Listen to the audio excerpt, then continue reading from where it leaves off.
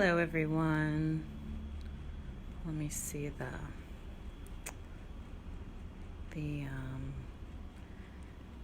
let's get some people on here.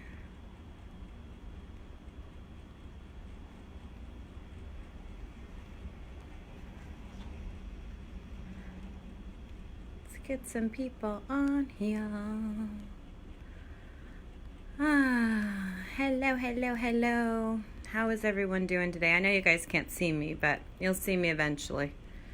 Okay, so I just want to show you, so these are all of the degrees, certifications, etc. Not all of them, actually. These are only a few. So it's a, master's in public health. I'm board certified as a naturopathic doctor. I am a doctor of naturopathy. I have a bachelor's in natural health care sciences. I have a bachelor's of science in alternative medicine. I have a doctorate in natural medicine, and I'm certified in functional medicine.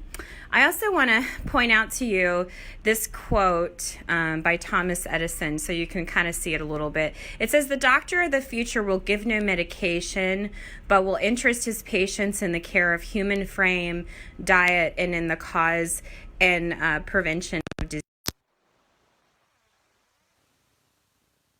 To Richmond tomorrow to oppose a bill specifically. There's one bill that's being passed. Unfortunately, I can't take 2 days off of treating people, and so I'm going to take tomorrow off and go up to Richmond and have my voice heard.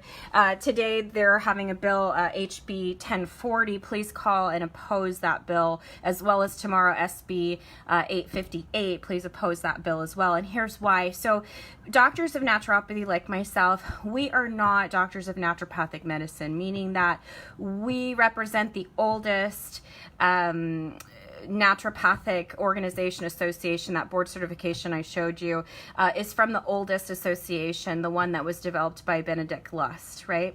Congress in 1931 actually termed naturopathy as a drugless, non-invasive therapy. You have doctors of naturopathic medicine who are threatening that. What they want to do is they want to be perceived as primary care physicians. They want to be able to expand their scope of practice. They want to be able to prescribe drugs. They want to be able to do non-invasive procedures. And unfortunately, we are not adequately trained, nor is that our philosophy. So I became a doctor of naturopathy because I believe in nature cure. I believe of the 6 principles of naturopathy. So doctor is teacher, prevention, we treat the whole person, do no harm, etc., etc. Those are our principles, right? And so prescribing a medication or doing a procedure on someone is not within that realm, right? We are not using, in those particular instances, you're not using naturally occurring substances. Instead, you are using synthetic substances to which we are not adequately trained. We get maybe one class in pharmacology, at least naturopathic doctors do.